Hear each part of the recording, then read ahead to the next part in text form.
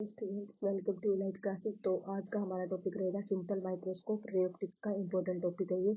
इसके अंदर हम यूज करते हैं कन्वेक्स लेंस और इसमें जो ऑब्जेक्ट होता है बच्चों वो कहाँ रखा जाता है, फोकस एंड ऑब्जेक्ट के बीच में। और इसका एग्जांपल होता है मैग्नीफाइंग ग्लास, जो ऑब्जेक्ट को क्या करता है, छोटे ऑब्जेक्ट को बड़ा करके दिखाता है, वो होता है मैग्नीफाइंग ग्लास। यानी कि मैग्नीफाइंग ग्लास में अगर पूछा जाए कि कौन सा लेंस यूज करते हैं, कन्वेक्स लेंस यूज करते हैं। अब बनाते हैं हम इसका डायग्राम।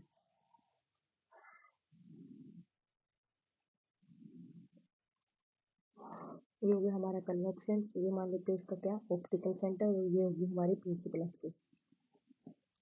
ठीक है, ऑब्जेक्ट कहाँ रखना है, फोकस एंड ऑब्जेक्ट के ऑप्टिकल सेंटर के बीच में। मान लो मैंने ऑब्जेक्ट रखा है यहाँ, ये मान लेते हैं यहाँ पे ऑब्जेक्ट है, यहाँ पे हमारा फोकस, तो ऑब्जेक्ट रख लिया हमने फोकस एंड ऑब्जेक्ट के बीच में। मान लो यहाँ हमारा फोकस।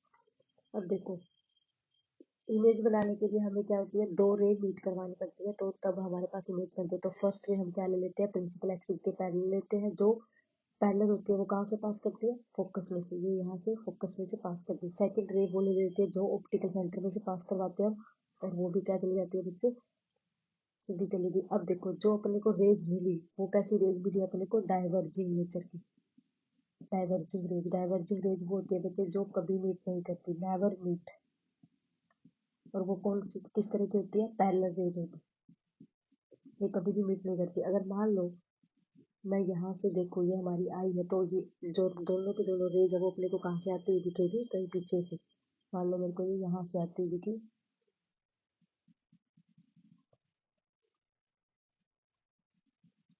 ठीक है।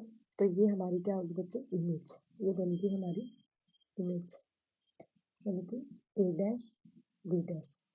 ये होगी हमारी क्या, इमेज। अब देखो, ये हमारा क्या है, ऑब्जेक्ट। तो ऑब्जेक्ट की जो डिस्टेंस होती है ऑप्टिकल सेंटर से, उसको हम क्या लेते हैं हमेशा, यू। और मैंने इसके पैर में लिखा ई। ई क्यों लिखा है, मान लेते हैं हम कि जो हमारा कन्वेक्स लेंस है वो हमारा कहाँ पे रखा है, आई के बिल्कुल पास रखा है, इसलिए हमने क्या लिखा, यू ई। अब ये क्या है, हमारी ऑब्जेक्ट यहाँ है, तो इसको मान लेते हैं क्या, ऑब्जेक्ट की जो जहाँ पे हमारी इमेज बनती है उसकी उस डिस्टेंस को हम क्या बोलते हैं, वी। तो ये होगी हमारी वी। ठीक है, अब क्या करना है अपने को, अब इसका डेरिवेशन करते हैं। ये तो हो गया इसका डायग्राम। अब देखो, अब सबसे पहले अपने को फॉर्मूला पता होना चाहिए किसका, मैग्निफिकेशन। यानी कि सिंपल माइक्रोस्कोप की मैग्निफिकेशन बच्चे, सिंबल होता है कैपिटल एम और फॉर्मूला होता है बीटा बाय अल्फा। अब बात आती है कि बीटा क्या होता है। बीटा होता है बच्चे हमारे पास एंगल मेड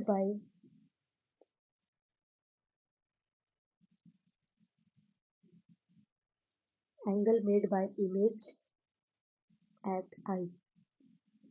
यानी कि जो हमारी इमेज के द्वारा एंगल बनाया जाता है हमारी आई के ऊपर, उसको क्या कहते हैं, बीटा एंगल।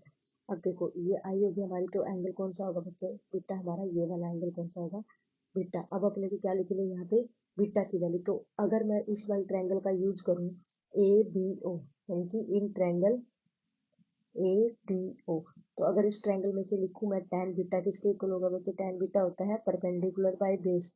तो परपेंडिकुलर क्या है हमारा, ए बी, और बेस क्या है हमारा, बी ओ। अब देखो, ये क्या है हमारा ऑब्जेक्ट, ऑब्जेक्ट की हाइट को हमने ले लिया एच ओ, तो वैल्यू पुट करेंगे ए बी की वैल्यू एच ओ, और बी ओ क्या है हमारी, यू ई। और देखो, जो तो अपने प्लस टू के सिलेबस में ना बच्चे, जो हमारी ये लेंस वगैरह हम पढ़ते हैं सारे के सारे क्या है, बहुत छोटे छोटे हैं सिलेबस में। मिरर ले लो या लेंस ले लो, जो भी है। अब देखो, जो ये टैन बीटा एंगल है ना, ये बहुत ज्यादा स्मॉल होता है, यानी कि बीटा जो एंगल बनेगा वो क्या होता है बच्चे, वेरी स्मॉल। अगर ये स्मॉल है तो टैन बीटा की वैल्यू को हम अप्रोक्सीमेट क्या लिख सकते हैं, बीटा के इक्वल लिख सकते हैं। तो अगर मैं वहाँ ऊपर वाले लाइन से लिखूँ तो बीटा की वैल्यू क्या आएगी हमारी, एच नोट डिवाइड बाई, ये हमारी फर्स्ट इक्वेशन है। ये हमारी किसकी वैल्यू निकलेगी, बीटा की वैल्यू निकलती। अब बात रहेगी किसकी, अल्फा की। अब देखो, अल्फा जो एंगल है बच्चे वो सबसे ज्यादा इंपॉर्टेंट होता है, देखना होता है कहाँ बनता है अल्फा। देखो,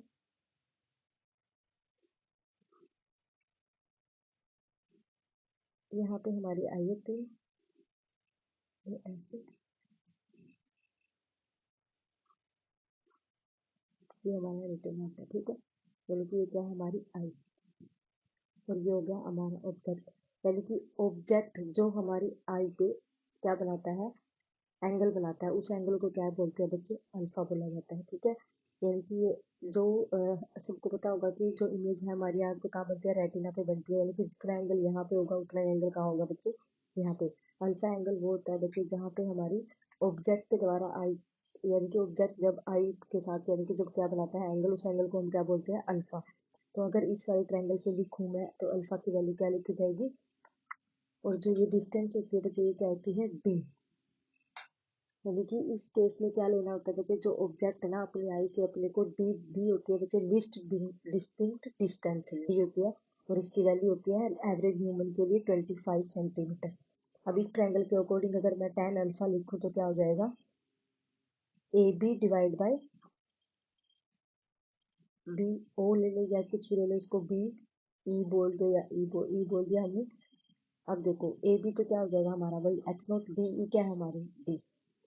और वही सेम बात की जैसे बीटा स्मॉल है, अल्फा भी क्या होता है बच्चे, वेरी स्मॉल होता है, तो इसका मतलब हम tan अल्फा को क्या लिख सकते हैं, approximate equal to alpha is equal to value आ जाएगी H naught divide by D. तो अब क्या है हमारे पास, बीटा की और अल्फा की वैल्यू दोनों को उठा के कहाँ पुट कर देंगे, फर्स्ट इक्वेशन से करें, तो मैग्निफिकेशन बीटा बाई अल्फा होती है, बीटा की वैल्यू कितनी आई हमारे पास, H naught divide by U E, और अल्फा की वैल्यू आई H naught divide by D. तो क्या हो जाएगा, H naught divide by U E, तो ऐसे कैसे ये पलट जाएगा, तो डी बाई एच नोट से एच नोट कैंसिल, तो मैग्निफिकेशन की वैल्यू आ गई हमारे पास डी बाई यू ई। ये होगी हमारी मैग्निफिकेशन की वैल्यू किसके लिए, सिंपल माइक्रोस्कोप के लिए। अब उसके बाद अपने को बनाने होते हैं दो केस। मान लो हमारा फर्स्ट केस है, केस फर्स्ट है मैक्सिमम मैग्निफिकेशन,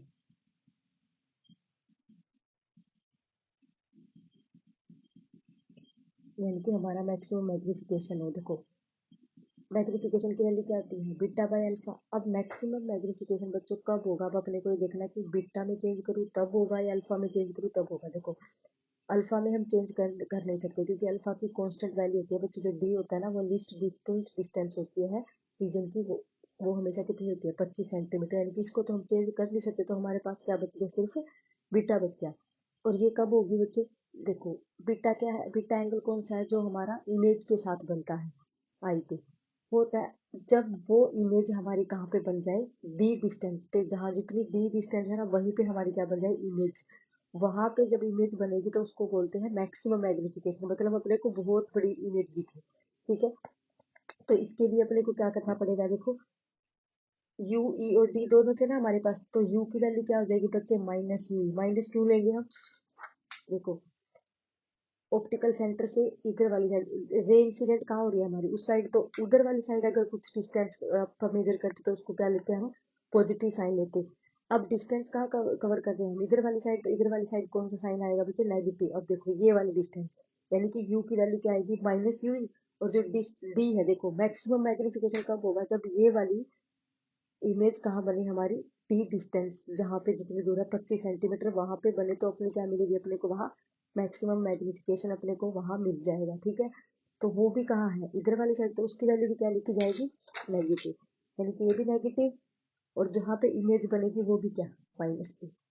ठीक है, समझ में आ गया होगा कि मैक्सिमम मैग्निफिकेशन बच्चे वहां पे होगा जब हमारी इमेज जो बनेगी वो लिस्ट डिस्टेंट डिस्टेंस है जो हमारी 25 सेंटीमीटर, अगर वहां बने तो वहां पे अपने को क्या मिलेगा, मैक्सिमम मैग्निफिकेशन मिलेगा। अब इसकी वैल्यू पुट कर दो फॉर्मूले के अंदर, 1/f is equal to 1/d minus 1/d। ठीक है, अब वैल्यू पुट कर दो 1/f as it is, p की वैल्यू कितनी है, माइनस डी, माइनस 1 बाई इसकी भी क्या है, माइनस, तो क्या हो जाएगा, minus 1/d plus 1/u, 1/u इधर रह जाएगा, तो फॉर्मूला क्या बन जाएगा, 1/f प्लस 1/d।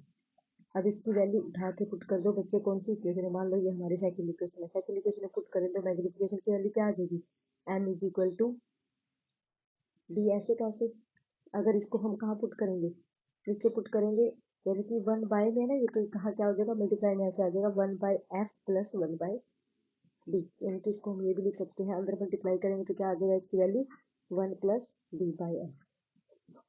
ये हो गया हमारा केस फर्स्ट मैक्सिमम मैग्निफिकेशन के लिए। अब केस सेकंड आता है हमारा, केस सेकंड है बच्चे जब हमारा क्या हो, फॉर नॉर्मल एडजस्टमेंट,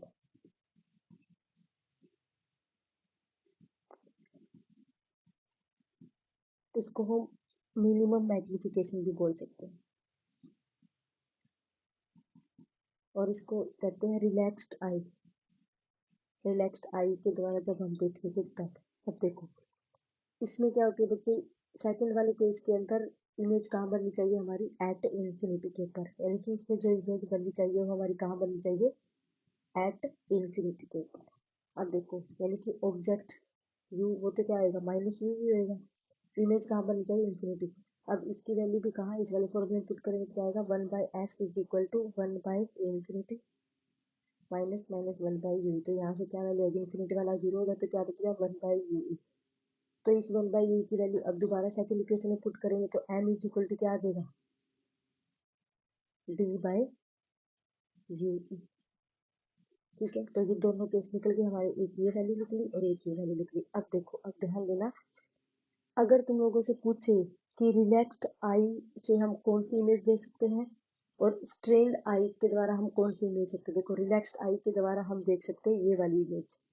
ठीक है, लिख भी रखा मैंने यहाँ पे, रिलैक्स्ड आई, यानी कि इस पे हमारे आंख पे कोई जोर नहीं पड़ेगा जब हम इमेज को देखेंगे। लेकिन ये, यानी कि ये 25 सेंटीमीटर डिस्टेंस जो होती है ना बच्चे, जो हमारा पूरा हाथ हम खोलते हैं तो हमारा अंगूठे की और हमारी आंख के बीच में जो डिस्टेंस होते हैं वो एवरेज ह्यूमन, नॉर्मल ह्यूमन के लिए कितने होते हैं, 25 सेंटीमीटर। जब उसको देखते तो हमारी आंख पे थोड़ा सा स्ट्रेन पड़ता है, तो जो यहाँ पे मिलेगा उसको बोलते हैं स्ट्रेन्ड। ठीक है, स्ट्रेन्ड आई, यानी कि इसको देखने के लिए अपनी आंख पे ज्यादा जोर पड़ेगा नहीं, जब फर्स्ट फेज को देखेंगे तो इस पे अपनी आंख आंख पे क्या पड़ेगा बच्चों, जोर पड़ेगा। Thank you.